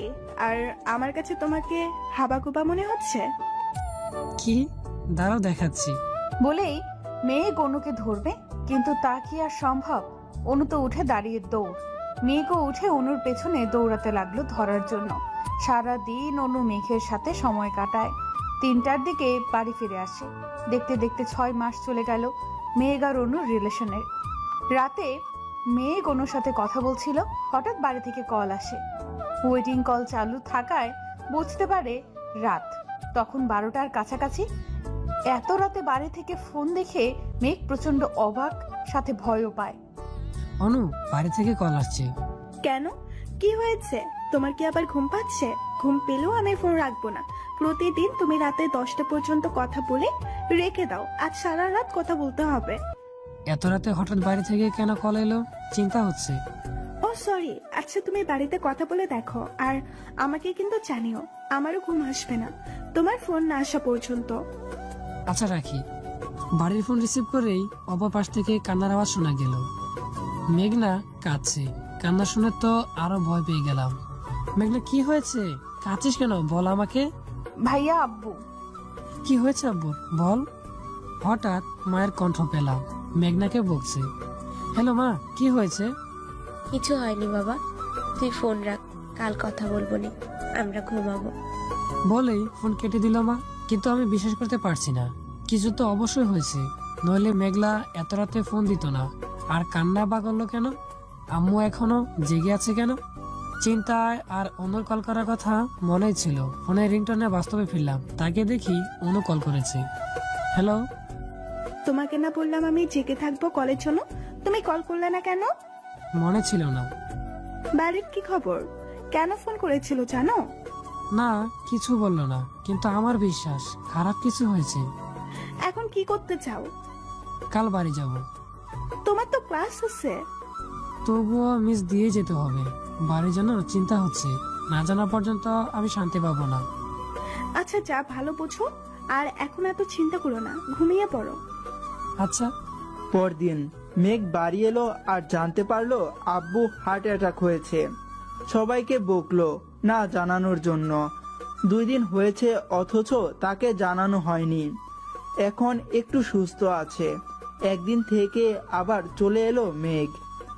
ভালোই কাটছিল সবকিছু, কিন্তু ভালোটা বেশি দিন গেল না। হঠাৎ একদিন, মেঘ, তোমাদের বাড়িতে আমাকে নিয়ে যাবে? মানে তুমি যাবে? হুম। বউ করে একেবারে নিয়ে যাব, চিন্তা করো না। না, আমার এখনই যেতে ইচ্ছে করছে, নিয়ে চলো না প্লিজ। তুমি কি আমাকে নিয়ে যেতে ভয় পাচ্ছ? কি বলছো? ভয় পাবো কেন? তাহলে নিয়ে যেতে চাইছো না কেন? তোমার জন্য। আমার জন্য? আমাদের বাড়িতে যেতে হলে তোমাকে থাকতে হবে, কিন্তু তুমি আমার বাড়িতে কি বলে যাবে? সেটা আমি ভেবেই রেখেছি। তুমি নিয়ে যাবে নাকি তাই বলো। 8-7 বেঁধে নেমেছ। আচ্ছা, কিন্তু আমার এক্সামের পর। আচ্ছা। আজ মেঘের সাথে যাবে অনু। সকাল থেকে গুছগাছ করছে। মেঘ ঢাকা থেকে নিতে আসবে, ও 1 সপ্তাহ আগে গিয়েছে। আমার যখন বাড়িতে মানাতে পারিনি, আজ অনেক কষ্ট করে সামিয়াদের বাড়ি যাবো বলে রাজি করিয়েছি। 4টা থেকে বসে আছে অনু, অথচ এখন পর্যন্ত মেঘ এসে পৌঁছায়নি। ওর 4:30 এখানে উপস্থিত থাকার কথা ছিল, এখন 5টা বাজে। মেঘকে ফোন দিলাম। হ্যালো, কই তুই? তখন থেকে বসে আছি তোমার জন্য, এখন এসে পৌঁছালে না, কোথায় আছো? সরি, আসলে রাস্তায় অনেক জ্যাম গো, তাই লেট হচ্ছে। যাও, এখন ঝগড়া করবো না, তাড়াতাড়ি আসো। তারপর স্মৃতির পাতায় থেকে বাস্তবে ফিরল আজানের শব্দে মেঘ। যতবার অতীত মনে করেছে, সময় কখন চলে গেছে টেরই পায়নি। মেঘ চোখ মুছে উঠে গোসল করে নিল, তারপর নামাজ পড়ল, আবার ভাবতে বসলো। সেদিন তো আমি যেতে পারিনি অনুর কাছে। কি করেছিল যে ও সুসাইড করলো? এদিকে মেঘনা রান্না করতেছে সকালে উঠে। এখন রান্নাটা ভালোই করে, অত ভালো হয় না, কিন্তু খারাপও হয় না। হঠাৎ আদির আওয়াজ কানে এলো, এই শুরু হয়েছে চিল্লাচিল্লি। আদি এসে খাবার টেবিলে বসেছে আমার রান্না শেষে। খাবার নিয়ে ওর সামনে ধরলাম। সবসময় যেমন মুখটা খারাপ করে, আজও তাই করলো। বিশ্বের সবচেয়ে খারাপ রাধি আমি, এটাই বোঝাই। এত যেহেতু খারাপ রাধি, আসিস কেন খেতে? বাইরে খেতে পারিস না সব সময় খারাপ খাবারের জন্য? যতই বিড়বিড় করে বকো না কেন, তোমাকে রান্না করতেই হবে। খারাপ হলেও তোমার রান্না ও অন্য সব কাজ করতেই হবে। করবো না কি করবি? রাগের মাথায় কথাটা বলে ফেলেছি, কিন্তু আদির দিকে তাকিয়ে আমি ভয়ে শেষ। আগুন চোখে আমার দিকে তাকিয়েছে, মনে হচ্ছে চোখ দিয়ে গিলে ফেলবে। কি বললে? কই কিছু বলিনি তো। আমি তো বললাম সব সময় রান্না করতেই থাকবো, একদম রান্নাঘর থেকে বের হবই না। তোমাকে আমি সারাদিনে রান্না করতে বলিনি, সব কাজই করতে হবে বাড়ির, মনে থাকে যেন। আমি আর কিছু বললাম না, চুপ করেই রইলাম। আদি খাবার খেয়ে চলে গেল। আমাকে একবারের জন্য খেতে বললো না। শুধু আজ নয়, কখনোই এই খোঁজ নেয় না আমি খেয়েছি কিনা। এতটাই অবহেলা করে। অনেক সময় অভিমান করে না খেয়ে থাকি, কিন্তু এতে লাভ নেই। যার সাথে অভিমান করি সেই তো বোঝে না, বোঝার চেষ্টাও করে না। আদি চলে যাওয়ার দিকে তাকিয়ে চোখের জল ফেললাম। এই জল আদির চোখে পড়ে না, আর কখনো পড়বে কিনা তাও জানি না। অভিমান বাদ দিয়ে খেয়ে নিলাম। সারাদিন এটা ওটা ঘুমিয়ে কাটিয়ে দিলাম। রাত 9টা বাজে, আগে 8টার দিকে চলে আসতো আদি। ইদানিং অনেক দেরি করে আসে। আমি প্রতিদিনই ওর জন্য অপেক্ষা করে থাকি। সোফায় বসে মাঝে মাঝে ঘুমিয়েও পড়ি। কলিং বেলের শব্দে ধরফরিয়ে উঠি। আজও এখন পর্যন্ত আসেনি। সারাটি দিন আমি বাড়িতে কি করি, কিভাবে আছি জানার প্রয়োজন বোধ করে না। না ফোন আছে একটা, ফোনের কথা বলেছিলাম বলে সেদিন বাড়ি থেকে চলে যাবে, সেদিন দেব। আমি আর কিছু বলিনি। যত অত্যাচার করুক আমি যাব না। 11টার দিকে বাড়ি আসলো আদি। দরজা খোলার সাথে সাথে রুমে চলে গেল। আমি পেছনে পেছনে আসলাম খাবে নাকি জানার জন্য। সে বলল খাবে না, খেয়ে এসেছে। আমি যে প্রতিদিন না খেয়ে অপেক্ষা করি সেটা বুঝলো না। খেয়ে আসছে শুনে আর খেলাম না। আমিও খাবার ফ্রিজে রেখে আমি শুয়ে পড়লাম। আদি আর আমি আলাদা শুই। সারা রাত চোখের জল ফেলে কাটিয়ে দিলাম। সকালে উঠে রান্না করে নিলাম। আদি খেয়ে অফিসে যাবে। তখন বললাম, আদি আমার একটু শপিং এ যাওয়া লাগতো। কেন? কিছু কেনার ছিল। তুমি কি আজ একটু আগে আসতে পারবে? তোমার যাওয়ার সাথে আমার আগে আসার কি সম্পর্ক? আমি আর তুমি যাবো তো, আগে না আসলে যাবো কিভাবে? আমি কোথাও যেতে পারবো না, তোমার দরকার তুমি যাও। বলেই কয়েক কদম এগিয়ে আবার ফিরে এসে টাকা দিয়ে চলে গেল। আদি চলে গেল। ওকে নিয়ে ভেবে আর কি করব? ওর কাছে তো এখন আমি কিছুই না। কষ্ট পেয়ে কোনো লাভ নেই। এর কারণ জানতে হবে। কথাগুলো ভেবে রুমে এসে রেডি হয়ে নিলাম। আদির পরপর আমি বেরিয়ে পড়লাম। 2 ঘন্টা লাগলো। বাড়ি এসে আমি তো অবাক, কারণ দরজা ফাঁক করা। আমি তো জানালায় তালা দিয়ে গেছিলাম, দরজা খুললো কে? ভাবতে ভাবতে ভেতরে ঢুকে দেখি আদি ড্রয়িং রুমে মাথা নিচু করে বসে আছে। কেমন জানি চিন্তিত দেখাচ্ছে। পুরো ফর্সা মুখ লাল হয়ে আছে। চিন্তায় পড়ে গেলাম আমি। তাড়াতাড়ি আদির পাশে গিয়ে দাঁড়ালাম। আদি, কি হয়েছে তোমার? এমন দেখাচ্ছে কেন? আর এই সময় তুমি বাড়িতে কেন? অফিসে যাবে না? এত সময় লাগে কারো? আমি তো ভয় পেয়ে গেলাম। চোখগুলো লাল দেখাচ্ছে। কি হয়েছে আদি তোমার? আব্বুর অ্যাক্সিডেন্ট হয়েছে বলেই বাচ্চাদের মতো পাগলামি করতে লাগলো। এর জন্যই চলে এসেছে। আমি কি বলে সান্ত্বনা দেবো বুঝতে পারছি না। আমি আদির পাশে দাঁড়ালাম। আমি কিছু বলতে যাব, তার আগেই আদি আমার দিকে ঘুরে জড়িয়ে ধরে বাচ্চাদের মতো কাঁদতে লাগলো। আমার আব্বু ছাড়া আর কেউ নেই মেঘনা। আব্বুর যদি কিছু হয়ে যায় আমি বাঁচতে পারবো না। আব্বুকে কত বলি এখানে চলে এসো, সে রাজি হয় না। এখন আমি কি করব? আমার কিছু ভালো লাগছে না, নিজেকে অনেক অসহায় লাগছে। আদি নানা কথা বলে যাচ্ছে। এমন কথা শুনে ও হিতাহিত জ্ঞান হারিয়ে ফেলেছি। এখন ওর ওখানে যাওয়া উচিত, কিন্তু ও বুঝছে না। আমি অনেক চেষ্টা করে ওকে নিজের থেকে ছাড়িয়ে দাঁড়ালাম। বাবা চট্টগ্রাম থাকে, আমাদের এখন সেখানেই যাওয়া উচিত। সবকিছু গুছিয়ে আদিও নিজেকে অনেকটা স্বাভাবিক করেছে। দুজনে বেরিয়ে পড়লাম। হসপিটালে বসে আছি। আধা ঘন্টা হলো এখানে এসেছি। আদি তো এটা ওটা এনে দিচ্ছে। বাবার অবস্থা একটু খারাপ বেশি, বয়স্ক মানুষ, এই জন্য প্রবলেম বেশি হয়েছে। অপারেশন করে ডাক্তার জানালো এখন ভালো, কিন্তু অতটাও না। 10টার দিকে আদি আমাকে একটা বাসায় নিয়ে এলো। আমরা সোজা হসপিটালে গিয়েছিলাম। রাতে অন্ধকারে কিছুই বুঝলাম না কোথায় আছি। ভেতরে ঢুকে হা করে তাকিয়ে আছি। এত সুন্দর সাজানো গোছানো বাড়িটা, জাস্ট ওয়াও। চারপাশে তাকিয়ে দেখছি আদির পেছনে পেছনে একটা রুমে এলাম। ভেতরে আদির একটা বড় ছবি দেখেই বুঝলাম এটা আদির রুম। তাহলে এটা আদিদের বাড়ি। আদি এসেই ফ্রেশ হয়ে নিল, আমিও ওর পরে ফ্রেশ হলাম। এখন খিদে পেয়েছে। সারাদিন আর কিছুই খাওয়া হয়নি। আদিকে দেখলাম চোখ বুজে শুয়ে আছে। ও তো কিছু খায়নি, নিশ্চয়ই খিদে লেগেছে। আমি বেরিয়ে রান্নাঘর খুঁজতে লাগলাম, আর পেয়েও গেলাম। কি রাঁধবো ভাবতে ভাবতে রুটি আর ডিম ভাজলাম তাড়াতাড়ির জন্য। রুমে নিয়ে এলাম খাবার। আদির মনের অবস্থা ভালো নেই। খাবার রুমে নিয়ে এলাম। আদির চোখ তো বন্ধ। ঘুমিয়ে পড়ছো নাকি? আদি, আদি ওঠো, খেয়ে নাও। আদি চোখ মেলে তাকালো, কিন্তু খাবে না বলছে। আমি বারবার বলছি সে খাবে না। জোর করে উঠে বসালাম, তারপর মুখে খাবার ঢুকিয়ে দিলাম। অনেক জোরাজোরি করতে হয়েছে আমাকে, কিন্তু আমি হার মানিনি। বেশি খাওয়াতে না পারলেও অল্প খেয়েছে। আমিও খেয়ে নিয়ে সব গুছিয়ে রাখলাম। আদি তো ওর পাশে আমাকে শুতে দেবে না। এখন শুভ কোথায়? আমি তো এখানে কিছুই চিনি না। নিচে শোয়ার জন্য বিছানা করতে লাগলাম। হঠাৎ আদি আমাকে আটকে বলল ওর সাথে শুতে।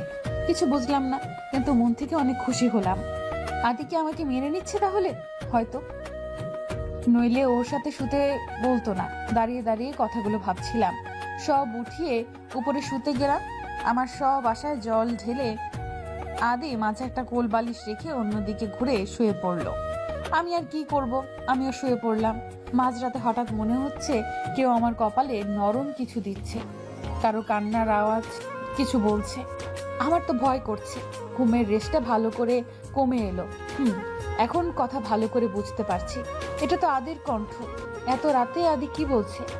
আদি অনেক কিছু বলছে। ওর চোখের পানি আমার হাতেও পড়ছে। এতে না তাকিয়েও বুঝতে পারছি ও কান্না করছে। এত কিসের কষ্ট ওর?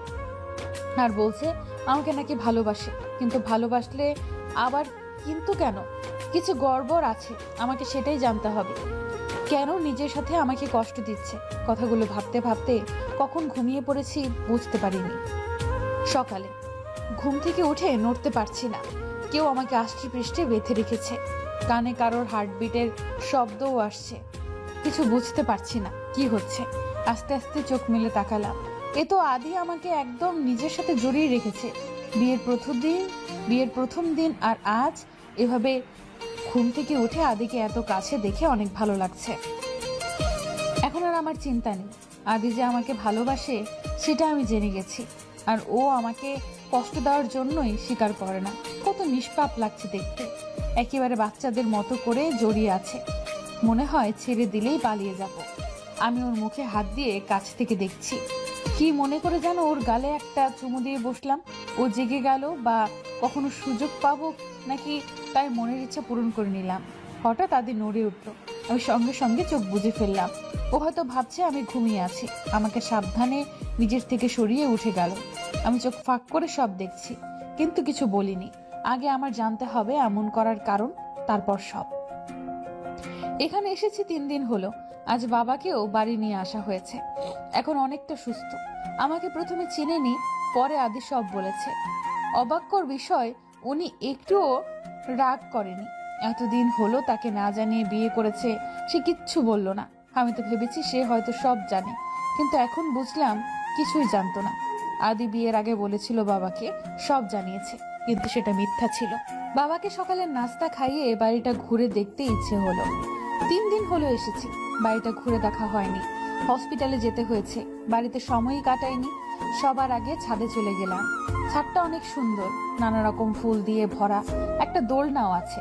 আমি গিয়ে দোলনায় বসলাম। অনেক সুন্দর তো। এগুলো করেছে কে? আদি কি ফুল পছন্দ করে নাকি? বাগানেও ফুলের গাছ, ছাদেও ফুল। আদির পছন্দ মনে হয়, কিন্তু ও যে বলেছিল ওর ফুল বেশি পছন্দ না। তাহলে এত ফুল গাছ কেন বুনে রেখেছে? চিন্তায় পড়ে গেলাম, কিন্তু কিছুই মাথায় আসছে না। ছাদ থেকে নেমে চোখ পড়লো আদির পাশের রুমে। ওই রুমটায় একবারও যাওয়া হয়নি। একবার ঘুরে আসি। ঘরের দিকে যেতে লাগলাম। দরজা খুলে ঢুকে গেলাম। অন্ধকার রুমটা, লাইট অন করব এমন সময় ঝড়ের গতিতে কেউ হ্যাচকা টান দিয়ে রুমের বাইরে নিয়ে এলো। আমি তো কিছুই বুঝতে পারলাম না কি হলো। আদি আমাকে রুমে এনে ঠাস করে মেঝেতে ফেলে দিল। পড়ে গিয়ে মাথায় একটু ব্যথাও পেলাম। অবাক হয়ে আদির দিকে তাকিয়ে আছি। তোর সাহস কি করে হলো ওই রুমে ঢোকার? আমি কিছু বুঝতে পারছি না। এত রাগার কি আছে? সামান্য একটা রুমে গিয়েছি বলে। কি হলো, কথা বলছিস না কেন? আর যদি ওই রুমে যেতে দেখি, সেই দিনই চলে যাবি বাড়ি ছেড়ে। এমনিতেও আর বেশি দিন থাকতে পারবি না, কারণ খুব শিগগিরই ডিভোর্স পেপার আমার হাতে চলে আসবে। ডিভোর্সের কথা শুনে তো আমি আটকে উঠলাম। আদি আমাকে ডিভোর্স দিবে? আদি আর কোনো কথা আমার কানে যাচ্ছে না। শুধু একটা কথাই কানে আসছে, ডিভোর্স। এত কিছু করেও কি আমি আদির মন ঘোরাতে পারলাম না? কি করে বলতে পারলো এই কথাটা আদি? ওইভাবেই নিচে কিছুক্ষণ বসে রইলাম, কিন্তু বসে থেকেই কি হবে? কেউ কি আসবে দেখতে? না।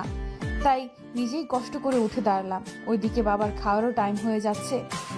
আদিকে আর দেখলাম না। কোথায় ও কথাগুলো বলে বেরিয়ে গেছে। আমি আর কিচ্ছু ভাবলাম না। অনেক ভেবেছি এই হয়তো সব ঠিক হয়ে যাবে। না, কিছু ঠিক হবে না। আর হয়ও নি। 4 মাসের উপরে হয়ে গেছে। আদির মধ্যে আমি কোনো পরিবর্তন দেখিনি।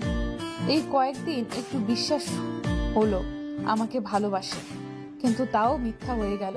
ভালোবাসলে ডিভোর্সের কথা বলতে পারতো না। বাড়ির সবার কথা অনেক মনে পড়ছে, অনেক। একটা ফোনও নেই যে একটু কথা বলবো। বাথরুমে গিয়ে ফ্রেশ হয়ে এলাম, আয়নার সামনে দাঁড়িয়ে আছি, কপাল কেটে গেছে। কিছু সময় দেখে বাদ দিলাম, রান্না করতে গেলাম। রান্না শেষ করে বাবার রুমে খাবার নিয়ে গেলাম। বাবা চোখ বুজেছিল, আমার যাওয়ার সাথে সাথে চোখ খুলে তাকালো। কিরে, সকালের পর আর এলি না যে? আসলে এই, তোর মাথা কি হয়েছে রে? দেখি, এদিকে আয় তো। ও কিছু না বাবা, এমনি। আমার থেকে কিছু লুকাবি না। আমি তোকে ছেলের বউ না, মেয়ে ভাবি, তাই বাবার কাছে বলবি না। মিথ্যা কোথায় বললাম? তাহলে বল, কি হয়েছে? ব্যথা পেলি কিভাবে? কি করে সত্যি বলবো? না, সত্যিটা বলা যাবে না। বেখেয়ালে পড়ে গিয়েছিলাম। একটু দেখে চলবি তো, কি হয়েছে দেখেছিস? অনুটাও এমন ছিল, একটুও সাবধানে চলাফেরা করতো না, খালি। আর বললো না কিছু। আমি চিন্তায় পড়ে গেলাম। আবার অনুটাকে বাবার দিকে তাকিয়ে দেখি চোখ দিয়ে পানি পড়ছে। বাবা, অনুকে? বাদ দে ওইসব, এদিকে এসে বসতো, আমি ওষুধ লাগিয়ে দিচ্ছি। তুমি খেয়ে ওষুধ খাও তো, আমি পরে লাগিয়ে নিব না। আমার কথা শুনলই না, জোর করে ওষুধ লাগিয়ে দিল। নিজের আব্বুর মতো করে আদর করে, কিন্তু অনু নামটা মাথা থেকে যাচ্ছে না। কে এই অনু? আর আদি বা এমন অদ্ভুত আচরণ করলো কেন? ওই রুমে যাওয়াতে কি আছে? কেন জানি মনে হচ্ছে ওই রুমে গেলে আমি অনেক প্রশ্নের উত্তর পাবো। ওই রুমে আমাকে যেতেই হবে। কথাগুলো রুমে বসে ভাবছিলাম। কারো রুমে প্রবেশের বাস্তবে ফিরলাম, তাকিয়ে দেখি আদি চোখ মুখ ফুলে আছে। এসে একবার আমার দিকে তাকিয়ে বাথরুমে চলে গেল। আমি একবার তাকিয়ে চোখ ফিরিয়ে নিয়েছি। সব সময় খারাপ ব্যবহার করে আমি কথা বলি, তবুও এবার আর না। থাক তুই তোর মতো। আনকেয়ার ভাব নিয়ে বসে আছি। আদি ফ্রেশ হয়ে এসে খাটের কোনায় বসলো। একবার আমার দিকে তাকায় তো একবার ফোনের দিকে তাকায়। অনেকক্ষণ হয়ে গেল ওইভাবে বসে আছে। আমিও কি করব, টপ করে শুয়ে পড়লাম। এটা হয়তো ভাবিনি আমি এখন শুয়ে পড়বো, কারণ আদি খাওয়ার আগে এভাবেই বসে আমি খেতে ডাকলে খেতে যায়। আজ আর ডাকছি না, অবাক হয়ে তাকিয়ে আছে। আমি আর উঠিনি, আদিও ডাকেনি। মাগরিবের আজান শুনে সজাগ পেলাম। আশেপাশে তাকিয়ে আদিকে দেখতে পেলাম না। পরদিন আদি সকাল সকাল ঢাকায় গেল। ওই অফিসে যেতে হবে কোনো এক দরকারে। আমি তো আর কথাই বলিনি। এই সুযোগ ওই রুমে যাওয়ার, দেখতে হবে কি আছে। রুমের সামনে দাঁড়িয়ে আছি, ব্যথা তার চোখ নিয়ে, কারণ সামনে তালা ঝুলানো। সেও রাতের কাজ, এটা কি করা যায়? এখন ঢুকবো কি করে? আবার রুমে এসে সব জায়গায় চাবি খুঁজতে লাগলাম, না, কোথাও নাই। আদি সকালে যে শার্ট পরেছিল ওটা সোফায় ছিল। কি মনে করে ওইটাই হাত দিলাম, পকেটে পেয়ে গেলাম চাবিটা। খুশিতে আমার নাচতে মন চাইছে এখন। দ্রুত চাবি নিয়ে ওই রুমে ঢুকলাম। লাইট অন করে বাচ্চাদের রুমের মতো একদম পুরো রুমে পুতুল দিয়ে ভরা। আমি কি পাবো এখানে? আর রুমটা কার? এই ঘরে আসার জন্য আদি এত রিয়াক্ট করলো কেন? কিছুই মাথায় আসলো না। দেওয়ালে একটা ছবি দেখে অবাক হলো। একটা মেয়ের ছবি। কে এই মেয়ে? আমার মনে হচ্ছে চিনি, কিন্তু কোথায় দেখেছি? কিছুক্ষণ ভেবেই মনে পড়ে গেল এই মেয়ের ছবি তো ভাইয়ার ফোনে দেখেছিলাম। নাম অনু বলেছিল, কিন্তু এখানে এই মেয়ের ছবি কেন? আদের সাথে কি সম্পর্ক তার? একটা ডায়েরি চোখে পড়লো। কৌতূহল হয়ে ডায়েরিটা হাতে নিলাম। অনুর ডায়েরি, কিন্তু এটা এখন পড়া যাবে না। ডায়েরিটা আমি নিয়ে যাই, আবার পরে রেখে যাব না। হঠাৎ বইয়ের ভেতরে কয়েকটা পেজ দেখতে পেলাম। পেজগুলো বের করে হাতে নিলাম। এটা তো এই ডায়েরির পেজ, এখানে কেন? ছেঁড়া হয়েছে মনে হচ্ছে। আমি ওই পেজগুলো নিয়ে এলাম। রান্না শেষ করে বাবার কাছে গেলাম। এখন বাবা অনেকটা সুস্থ, হাঁটা চলা করতে পারে। বাবাকে খাইয়ে দিয়ে এলাম। 3টার মতো বাজে, আমিও খেয়ে নিলাম। এখন রুমে বসে আছি। একবার ডায়েরিটা পড়ার কথা ভাবছি তো আরেকবার আদির কথা ভাবছি। এই বুঝি এসে পড়ে। না, আর বসে থাকতে ভালো লাগছে না। উঠে ডায়েরিটা নিয়ে বসলাম। এখানে তো আদির কথাও আছে, তার মানে অনু আদিরই বোন। এতদিনের সম্পর্ক ছিল, আমি জানতেই পারিনি। ডায়েরি পড়ে এটা বুঝতে পারলাম এই সেই মেয়ে যাকে ভাইয়া ভালোবাসতো। কিন্তু সে কোথায় এখন? বিয়ের পর তো কখনো দেখিনি, আর এখানে আসার পরও না। ভাইয়া তো আর কিছু বলেনি। অনেক ডেসপারেট হয়ে গেছিল সেই ঘটনার পর। এখানে তো আমাদের বাড়ি যাবে পর্যন্ত আছে। তাহলে আদি কি এই ডায়েরি পড়ে এই ভাইয়াকে ভুল বুঝছে? না, আমাকে ওর ভুল ভাঙতে হবে, কিন্তু কারণটা তো আমার জানতে হবে। আর যদি অনুর সাথে একবার আমার দেখা হতো, ওই তো বলতে পারতো। হঠাৎ ডায়েরির সেরা পেজের কথা মনে পড়লো। ওইখানে কিছু থাকতে পারে। এই পেজগুলো নিয়ে পড়তে লাগলাম। অনু 7টা পর্যন্ত ওইখানে বসে রইল। না মেঘের আসার নাম গন্ধও নেই। রাগ হচ্ছে প্রচন্ড, বারবার কল করছি, কলও রিসিভ করছে না। এখন ফোনটাও বন্ধ বলছে। কি করব এখন? রাতও হয়ে গেছে। বাড়িতেও তো বলে এসেছি সামিয়াদের বাড়ি যাব, কিন্তু এখান থেকে আমাদের বাড়ির কাছে সামিয়াদের বাড়ি দূরে, কিন্তু এখন বাড়ি যাওয়া যাবে না। সামিয়াকে কল করে জানিয়ে দিল ও আসছে। সামিয়া অনেক কিছু জিজ্ঞেস করতে চেয়েছিল, কিন্তু অনু বলেছে ও এসে সব বলবে। কল কেটে দিয়ে উল্টো দিকে যেতে লাগলো। সামিয়াদের বাড়ি ওই দিকে। হঠাৎ পেছনে কারো পায়ের আওয়াজ পেলাম। বারবার পেছনে তাকাচ্ছি, কিন্তু কাউকে দেখছি না। আমার ভয় করছে, কিন্তু কি করব? ভয় করলেও এখন যত দ্রুত সম্ভব সামিয়াদের বাড়ি যেতে হবে। রাস্তাটা পুরো জনশূন্য, কোনো মানুষের আনাগোনা দেখা যাচ্ছে না। যত এগিয়ে যাচ্ছি মানুষও কম দেখছি। আর একটু গেলেই অটো স্ট্যান্ড, ওইখানে যেতে পারলে আর চিন্তা নেই, একেবারে সামিয়াদের বাড়ি। ভয়ে ভয়ে এগিয়ে যাচ্ছি। হঠাৎ কেউ পেছন থেকে আমার মুখ চেপে ধরলো, আমার চোখ মুখ বেঁধে দিল। আমি তো ছুটবার জন্য ছটফট করছি, কিন্তু ছুটতে পারছি না। আমি কিছু দেখতেও পারছি না, কারণ আমার চোখ বাঁধা। তারা আমাকে মনে হয় গাড়িতে উঠিয়েছে, কিন্তু ছেলেদের কণ্ঠ শুনলাম, তারা বাজে কথা বলছে। এখন আমি বুঝতে পারছি এরা খারাপ লোক। আমার সাথে কি খারাপ কিছু করবে? আমি নিজেকে বাঁচাবো কিভাবে? ভয়ে আমার হাত পা ঠান্ডা হয়ে যাচ্ছে। নড়াচড়া করছি, চিৎকার করতে চাইছি, কিন্তু আমার হাত পা চোখ সব বাঁধা। কি করব? শেষ রক্ষা আর পড়তে পারিনি নিজেকে আমি। সেদিন ওই রোগগুলো আমার সব শেষ করে দিয়েছিল। একটু পরে আর পড়ার মতো অবস্থায় নেই।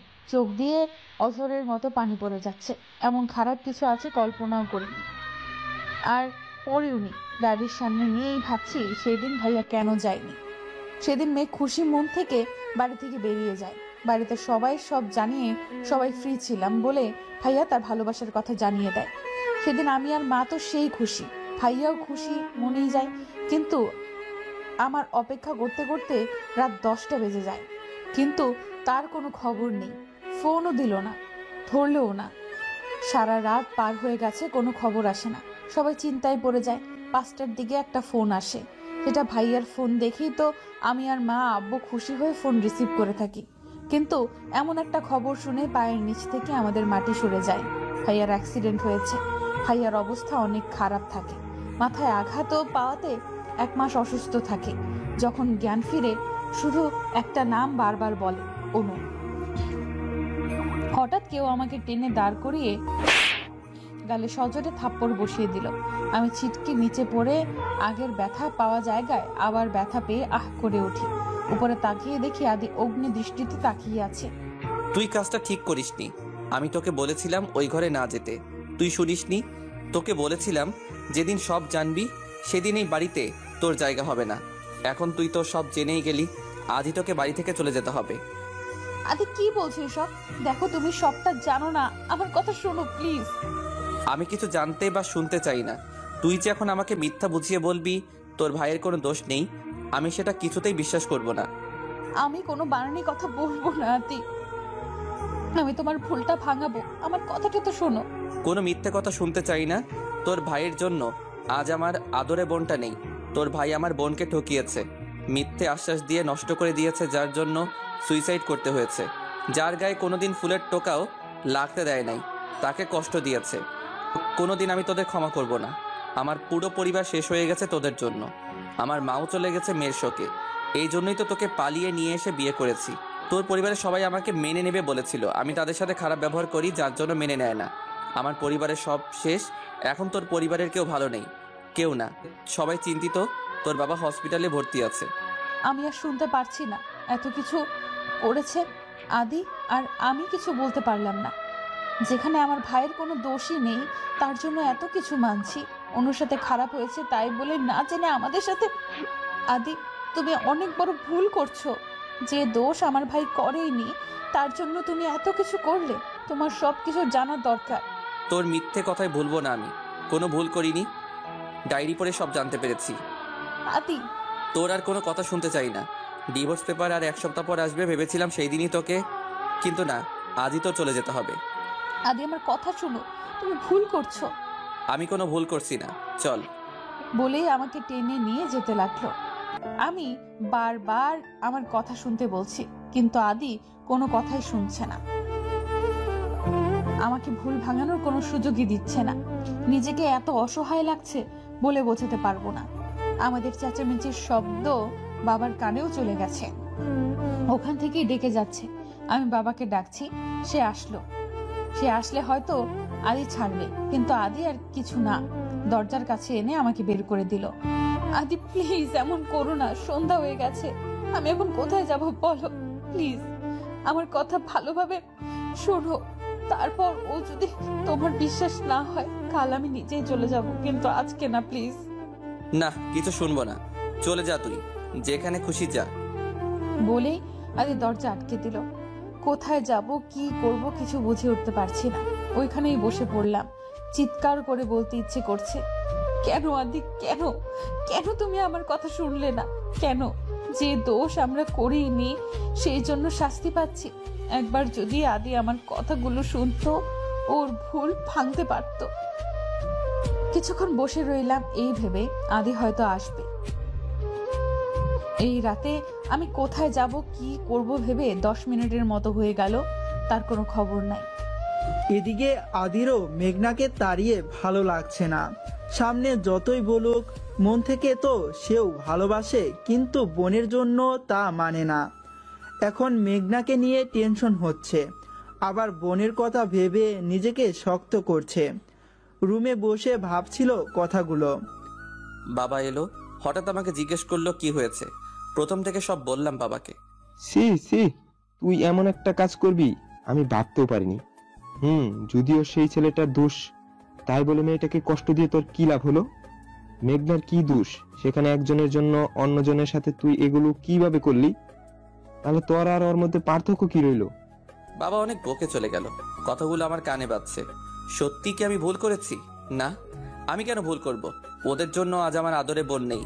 কিন্তু যতই বলি মেঘনাকে তো আমি ভালোবাসি, এই সময় ও কোথায় যাবে? মাথা নিচু করে কথাগুলো ভাবছিল আদি। হঠাৎ ডায়েরিটা চোখে পড়ল। ডায়েরিটা হাতে নিল, এখান থেকেই তো জেনেছিল। হঠাৎ কয়েকটা পেজ হাতে এসে পড়ল। এগুলো তো পড়া হয়নি। আদি পেজগুলো পড়তে লাগলো আর চমকে উঠল। ও কত বড় ভুল করেছে এখন বুঝতে পারছে। 5 বছর পর। মাম্মা মাম্মা, আব্বু কোথায়? আব্বু তো অফিসে। আজ তোমার জন্মদিন, আব্বুকে অফিস যেতে মানা করেছিলাম না?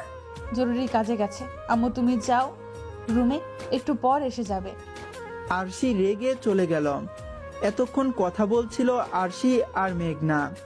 আরশির 4 বছর, আদি আর মেঘনার মেয়ে আরশি। আপনারা হয়তো ভাবছেন ওদের মিল হলো কিভাবে। সেদিন আদি অনেক খুঁজেও আর মেঘনাকে পায় না। নিজের ভুল বুঝতে পারে আদি ভালো করে, না জেনে সে কত বড় অপরাধ করেছে। পরদিন মেঘনাদের বাড়ি যায় আর সেখানেই পায়। সবার কাছে ক্ষমা চায় নিজের ভুলের জন্য। সবাই ক্ষমা করলেও মেঘনা ফিরেও তাকায় না। সবাই অনেক বুঝিয়ে শুনিয়ে ও মেঘনাকে রাজি করাতে পারে না। 1 মাস মেঘনা আর আদি কাছে আসে না। আদি অনেক ক্ষমা চায় নিজের এমন ভুল আর কখনো করবে না বলে। অবশেষে মেঘনা মেনে নেয় আদিকে। সে জানতো আদি ফিরে আসবে। মেঘনা তার করা ভুলের জন্য নিজের ভালোবাসার মানুষকে বেশি দিন ফিরিয়ে দিতে পারবে না, কারণ সে সত্যি ভালোবেসেছিল আর এখনো বাসে, তাই ফিরে এসেছিল। কিন্তু এমনই না, সবাই মিলে আবার বিয়ে দেওয়া হয়। আদি ভয়ে ভয়ে রুমে ঢুকছে, কারণ সে জানে তার মেয়ে এখন রেগে ফায়ার হয়ে আছে। দরজার কাছে গিয়ে উকি দিয়ে দেখে রেগে বসে আছে। আদি মেয়ের সামনে গিয়েই কানে হাত দিয়ে, সরি, এই কানে ধরছি। আদি কানে হাত দিয়ে আরশি একবার তাকিয়ে রাগীভাবে অন্যদিকে ঘুরে গেল। কি হলো, আমার আম্মুটা কি আমার সাথে কথা বলবে না? না, সরি বললাম তো, অনেক দরকার ছিল, নয় কি আমি যেতাম। তোমার কোনো কথা শুনবো না আমি। আচ্ছা তাহলে আমি এই গিফটটা নিয়ে চলে যাই, কেউ তো আমাকে ভালোই বাসে না, গিফটটা আর কাকে দেব? আদি চলে যেতে নিলে আরশি দৌড়ে এসে গিফট চাইতে লাগে। আমাদের বাড়ি থেকে সবাই আসে, ভালো করেই কেটে যায় অনুষ্ঠানটা। রাতে আরশি ঘুমিয়ে পড়েছে, আমি জানালা দিয়ে বাইরে তাকিয়ে আছি। হঠাৎ পেছনে কেউ জড়িয়ে ধরলো। আমি জানি এটা কে, আমি ওইভাবেই রইলাম। তুমি কি আমাকে এখনো মন থেকে ক্ষমা করতে পারো নাই মেঘনা? হঠাৎ এই কথা? জানি না, কেন জানি মনে হলো কথাটা সত্যি করে বলবে। ভালোবাসি তোমায়, সে আগের মতোই, কিন্তু ওই মুহূর্তের কথা মনে পড়লেই। প্লিজ মনে করো না ওইসব। আদি আমাকে ওর দিকে ঘুরিয়ে কপালে একটা চুমু দিল।